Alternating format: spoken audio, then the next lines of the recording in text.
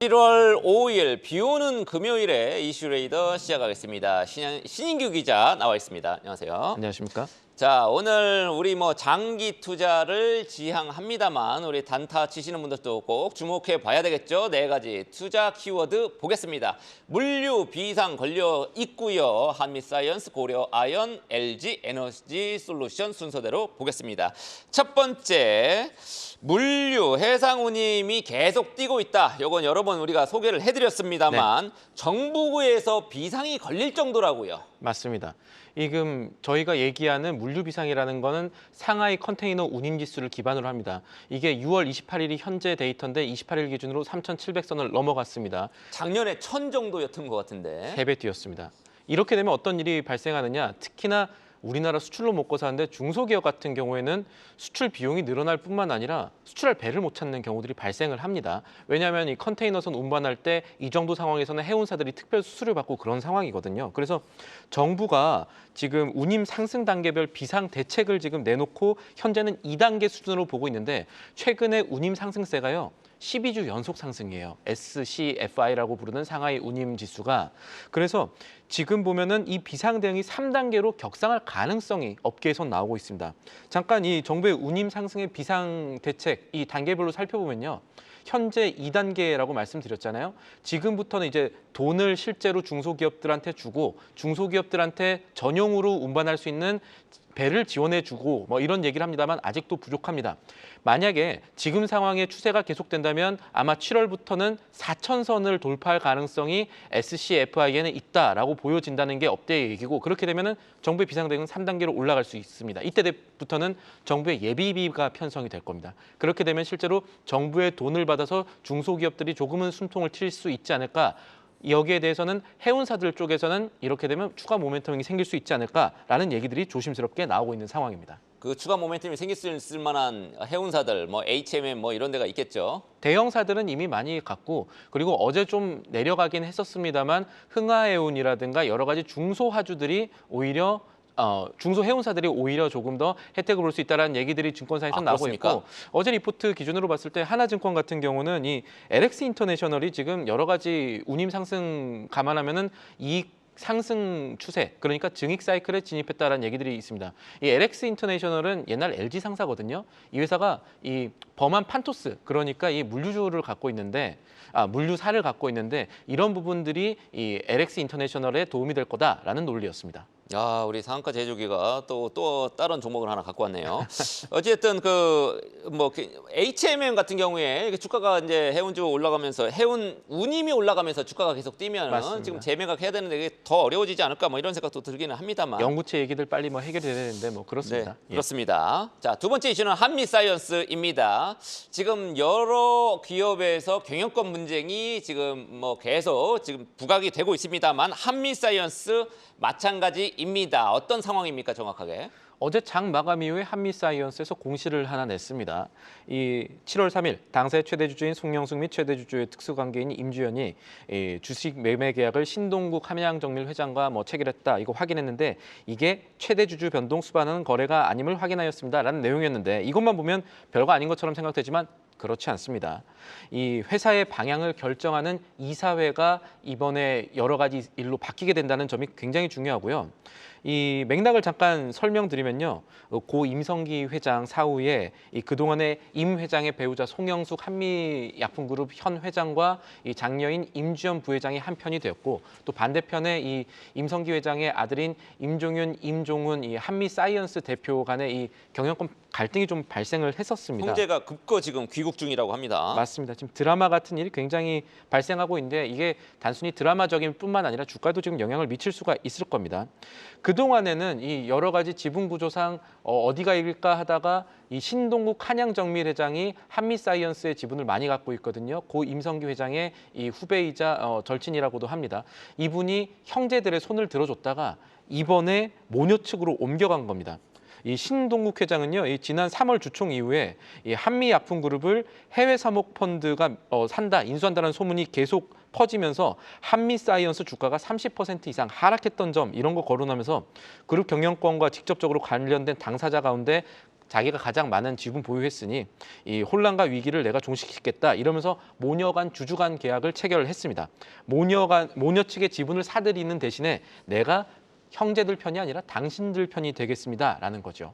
네, 저 그래픽이 조금 잘못 나오긴 했습니다. 옆에 29.07% 형제 측 지분, 밑에는 임종훈, 임종윤 형제의 지분 둘이 합쳐갖고 29% 정도입니다. 그런데 이번 분쟁에서 신동국 회장이 송영숙 회장 쪽으로 일단 힘을 실어줬고 신동국 회장 개인으로 보면 본인이 최대의 지분을 확보를 하게 됐습니다. 앞으로는 어떻게 될까요? 제가 지금까지 설명드린 대로라면 두 가지 점을 생각해 볼 수가 있겠습니다. 하나는 신 회장이 한미사이언스 경영에 직접적으로 참여할 수 있는 길이 열림과 동시에 그동안의 한미약품그룹과 한미사이언스 주가를 조금 눌러놓았던 상속세 문제가 어느 정도 모녀 측에서는 해결이 될 수 있다. 주주간 계약이라는 게 결국 돈 받고 지분 넘기는 거잖아요. 그런 쪽으로 해결이 될 수 있다라는 점을 생각해 보실 수가 있겠고요.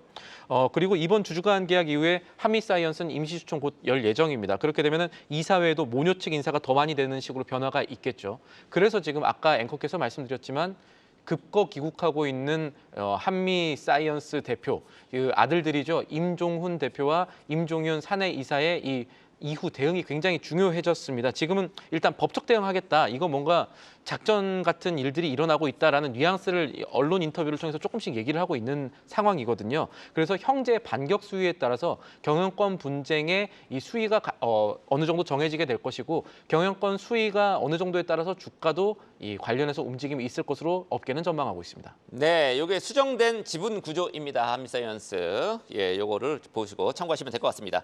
자, 또 다른 경영권 분쟁 기업이 있습니다. 네. 고려아연, 영풍. 사실은 이제 경영권 분쟁이라고 하기에는 고려아연이 조금 압도적으로 지금 앞서 나가고 맞습니다. 있는 모습을 보여주고 있는데 지금 최근 들어서 우리가 설인상사 얘기도 저번에 했었습니다만 새로운 이슈 뭐가 있습니까? 황산 계약 있을 수 있다. 황산 계약 때문에 문제 있을 수 있다고도 제가 말씀 한번 드린 적이 있었는데 실제로 황산 조금 위험한 물질 아닌가요? 맞습니다. 이게 아연 재련을 이제 하는 기업들이지 않습니까?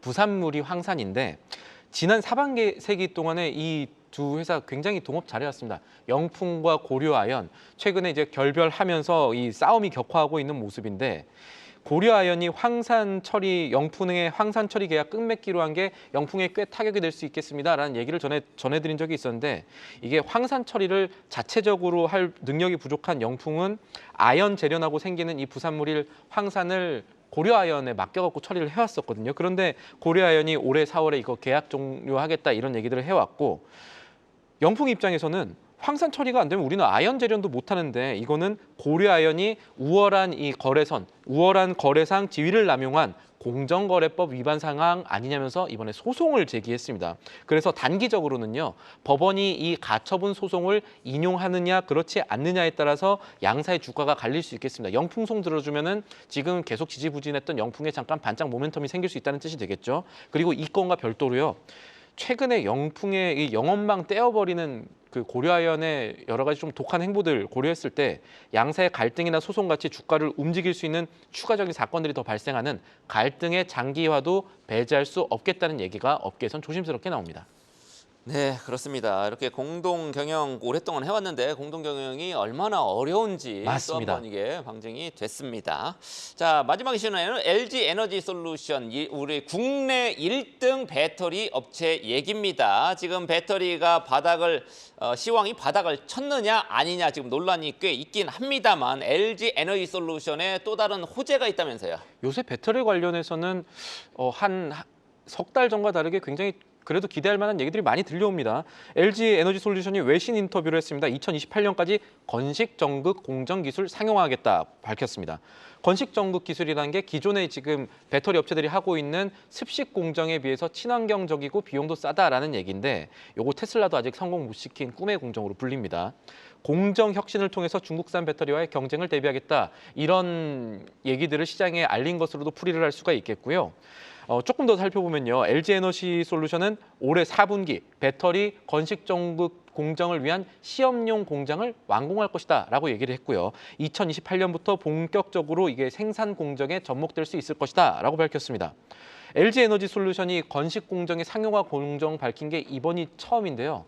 이게 상용화되면은 전력 생산량이 30% 정도 줄어들 겁니다. 왜냐하면은 지금 습식 공정 같은 경우는 고온 건조가 필수적인 공정인데 요거 없어도 되거든요. 아, 그러니까 말려야 되는데 말리는데 전기를 많이 쓰는데 예. 그걸 건식으로 하면 그렇게 이제 전력을 많이 쓸 필요가 없다. 뭐 요거네요. 저보다 정리 잘 해주셨습니다. 실제로 그렇습니다. 실제로 그렇고 그만큼 또 친환경적이라는 건데 LG 에너지 솔루션은 이거 되면은 제조 비용이 17%에서 최대 30%까지 줄어들 수 있을 것으로 보고 있습니다. 그리고 이 공정이요, LG 에너지 솔루션이 밝힌 솔루션대로만 이 로드맵대로만 진행이 되면요, 이거는 테슬라는 물론이고 요 습식 공정이 아닌 건식 공정 기술 게임 체인저라고 밝히면서 기술 개발 착수하고 있는 폭스바겐보다도 앞서는 그런 상황에 우리 LG 솔루션이 위치하게 될 수 있다는 점도 참고해 보시면 되겠습니다. LG엔솔 응원합니다. 우리 기대에 부응해서 주가도 좀 많이 뛰었으면 좋겠습니다. 지금까지 신인규 기자였습니다. 계속해서 다양한 경제 이슈를 알고 싶다면 구독과 좋아요, 알림 설정 부탁드립니다. AI 캐스터 권미정이었습니다.